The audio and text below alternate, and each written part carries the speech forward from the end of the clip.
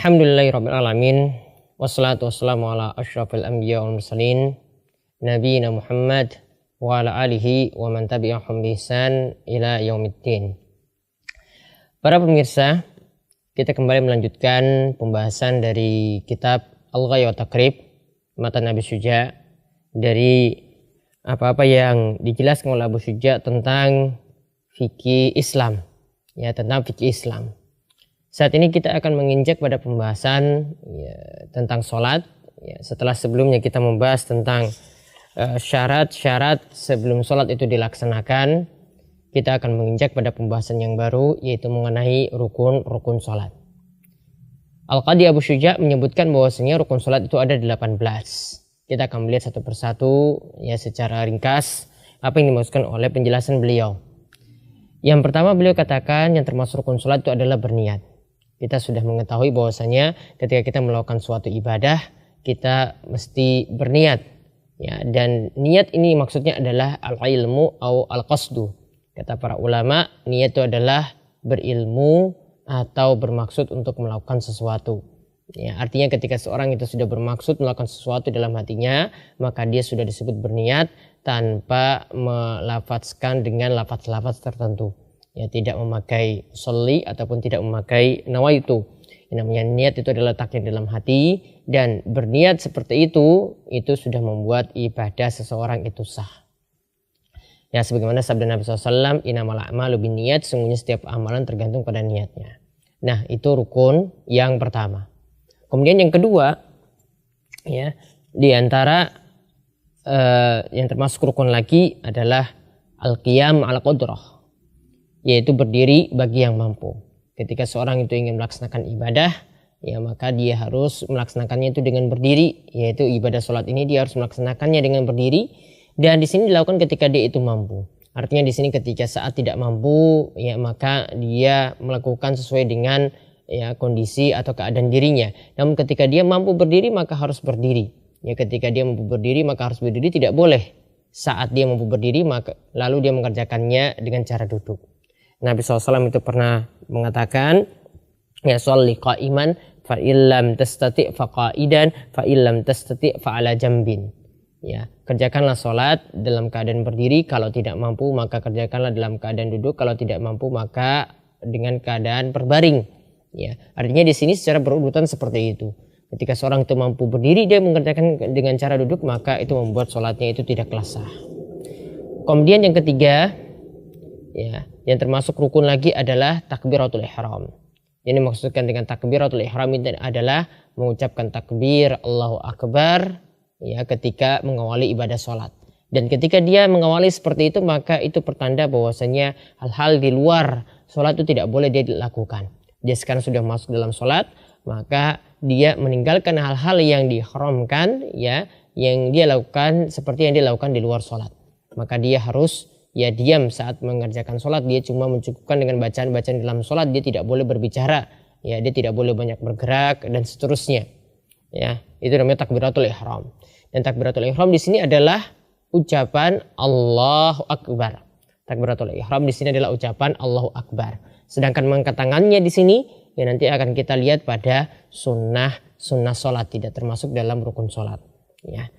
Jadi yang perlu ditekankan sini dalam takbiratul ihram adalah yang penting seorang itu mengucapkan Allahu Akbar. Kemudian yang keempat, qiraatul Fatihah wa bismillahirrahmanirrahim ayatun minha. Yaitu ketika melakukan sholat, ya, termasuk rukun yang dia mesti lakukan adalah membaca Al-Fatihah. Membaca Al-Fatihah, ya, dan bacaan bismillahirrahmanirrahim itu termasuk ayat dari Al-Fatihah. Artinya kalau termasuk bagian dari Al-Fatihah, berarti bismillahirrahmanirrahim itu harus dibaca. Berarti bismillahirrahmanirrahim itu harus dibaca. Nah, di sini kita perhatikan Al-Fatihah di sini diperintahkan untuk dibaca, ya. Artinya di sini menurut pendapat yang lebih tepat, Al-Fatihah itu dibaca baik bagi imam, ya, baik bagi makmum ataupun orang yang sholat sendirian. Ya, itu lebih aman. Ya, kita terlepas dari persesian para ulama, ya, kita membaca, ya, baik kita berlaku sebagai imam ataupun sebagai makmum atau orang yang sholat sendirian.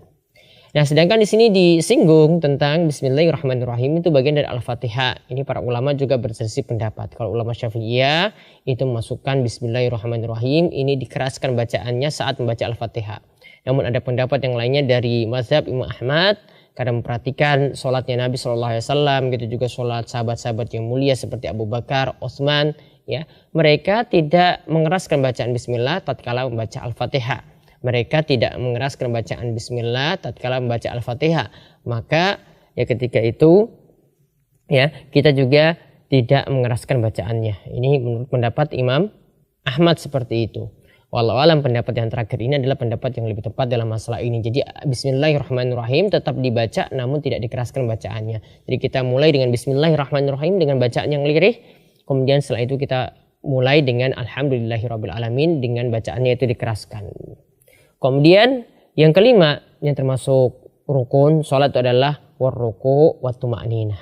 Yang mengerjakan sholat itu dengan melakukan ruku, ya, badan itu turun ketika selesai membaca surat, kemudian turun melakukan ruku, badan itu dibungkukkan.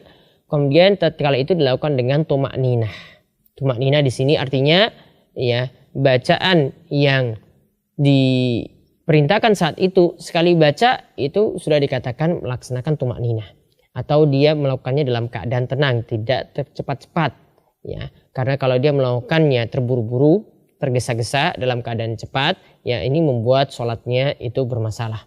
Ya, kita lihat kenapa di sini tumakninah ini bagian dari rukun sholat, karena Nabi SAW itu pernah memerintahkan berulang kali kepada orang yang sholatnya itu enggak beres, orang yang sholatnya itu enggak benar. Nabi SAW itu katakan irji ya fasolli fa innaka lam tusolli.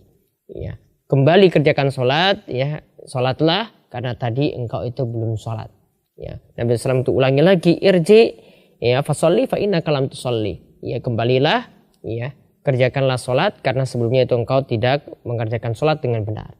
Diulang lagi sampai ketiga kali baru Nabi SAW itu ya dia mengatakan pada Nabi SAW walladzi ba'atsaka bil haq, ya demi yang mengutusmu dengan benar, ma uhsinu ghairahu fa'alimni, ya maka aku di sini tidak bisa mengerjakannya selain daripada itu. Dia mengatakan kepada Nabi SAW, maka ajarilah aku sholat.